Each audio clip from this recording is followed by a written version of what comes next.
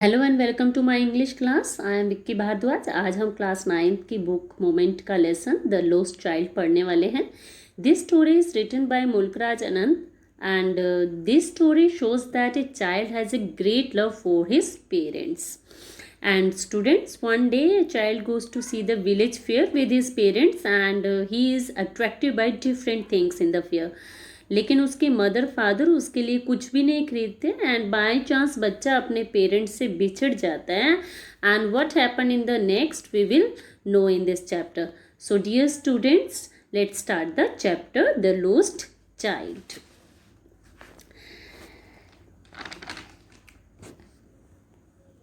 It was the festival of spring. Basant का त्योहार था. From the wintry shades of narrow lanes and LA embraced a gaily clad humanity. Some walked, some rode on the horses, others sat being carried in bamboo and bullock carts. One little boy ran between his father's legs, brimming over with life and laughter. यहाँ पे narrow lanes means narrow roads, सड़कें, narrow सड़कें, तंग सड़कें. Narrow एले means narrow passages यानी तंग गलियाँ. Embraced means बाहर आया. गैली मीन्स प्रसन्नता से. Clad dressed and humanity means मानवता. एंड बुलेट कार्ट्स मीन्स बैलगाड़ी. एंड ब्रिमिंग मीन्स लबालब या फिर भरपूर. बसंत का त्योहार था. सुंदर कपड़ों में सुसज्जित एवं प्रसन्न जनता सर्दी की तंग और संकरी गलियों की छाया में से निकल कर आ रही थी.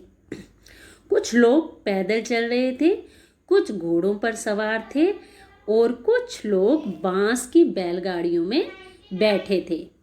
एक छोटा सा लड़का अपने पिता के टांगों के बीच दौड़ रहा था जो जीवन एवं हंसी से भरपूर था.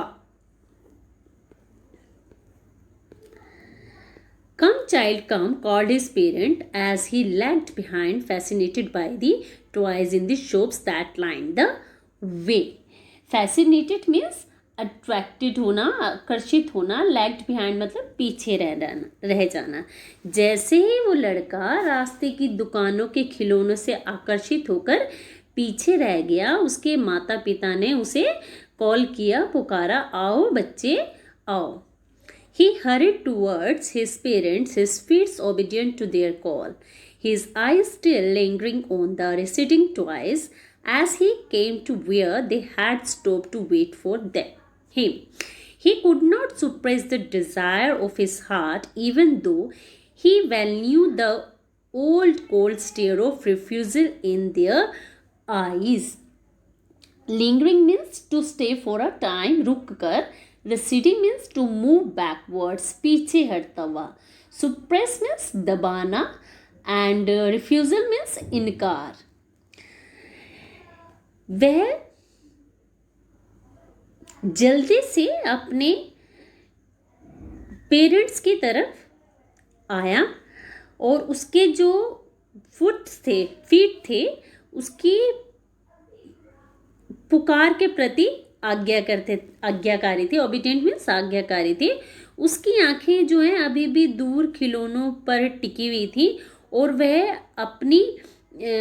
वह वहाँ पहुँचता है जहाँ पर वह उसका इंतज़ार कर रहे होते हैं, जहाँ पर उसके पेरेंट्स जो है उसका इंतज़ार करने के लिए रुके होते हैं. तो वह अपने दिल की इच्छा को दबा नहीं पाता. और हालांकि even though he will knew the old cold stare of refusal in their eyes, हालांकि वह उनकी जो है अपने फादर की आंखों की पुरानी और ठंडी इनकार भरी नज़रों से भली भांति जो है परिचित होता है. I want that toy, he pleaded means प्रार्थना की. मुझे ये खिलौना चाहिए, उसने प्रार्थना की. His father looked at him red-eyed in the familiar trent way. His mother melted by the free spirit of the day by tender and giving him her finger to hold said, look children, what is before you. Tender means Komal, tender heart और Torrent means cruel ruler. इस तरीके से उसके जो है पिता ने जो अपनी जो क्रूर स्वभाव, टोरेंट जो उनका नेचर था, उसकी तरह लाल आंखों से उसे देखा। उसकी माँ जो उसकी इस भावना से प्रभावित हो गई थी, नरम हो गई थी और उसे अपनी उंगली पकड़ाते हुए बोली, देखो बच्चे तुम्हारे सामने क्या है। It was a flowering mustard fields, pale like melting gold, as it swept across miles and miles of even land. वह पिघलते हुए पीले सोने की तरह फूलों वाला पीला सरसों का खेत था, मस्टर्ड फील्ड था, जो मीलों तक समतल धरती पर फैला हुआ था, इवन लैंड पर समतल धरती पर फैला हुआ था। A group of dragonflies were bursting about on their gaudy purple wings, intercepting the flight of a lone black bee or butterfly in search of sweetness from the flowers. The child followed them in the air with his gaze, till one of them would still its wings and rest, and he would try to catch it, but it would go flapping up into the air when he had almost caught it in his hands. Then his mother gave a cautionary call, "Come, child, come on to the footpath." Dragonflies means तितलियाँ, bustling means इधर उधर उड़ना, rowdy means भड़कीला, purple बैंगनी रंग, flapping फड़फड़ाते हुए, गैली प्रसन्नता से। और इस तरीके से ड्रैगन मक्खियों का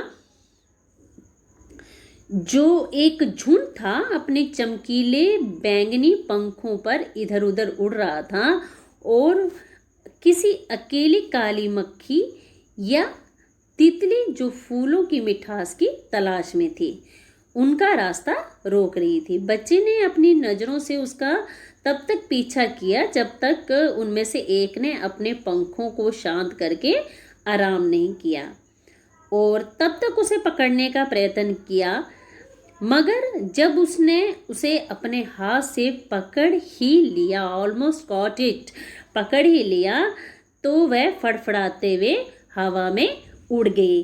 तब उसकी माँ ने कॉशनरी, सावधानी की पुकार लगाई, आओ बच्चे आओ, पगडंडी पर आ जाओ।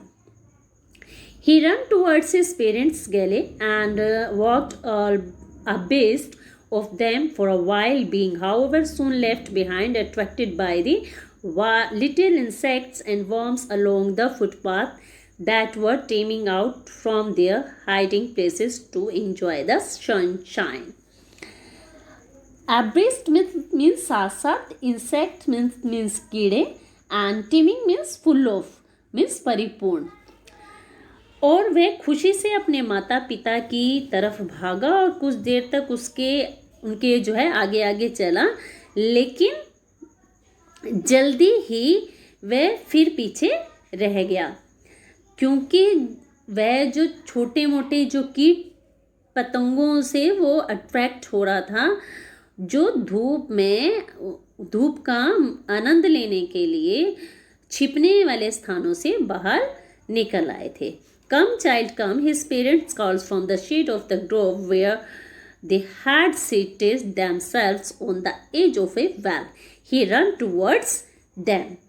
आओ बच्चे आओ, his parents called from the shade of the grove. Grove means a group of trees. आओ बच्चे आओ, उसके माता पिता ने वृक्षों की झुंड की छाया में से पुकारा, जहाँ वह आराम करने के लिए एक कुएं के किनारे जो बैठ गए थे, और वह उनकी तरफ भागा। He ran towards them.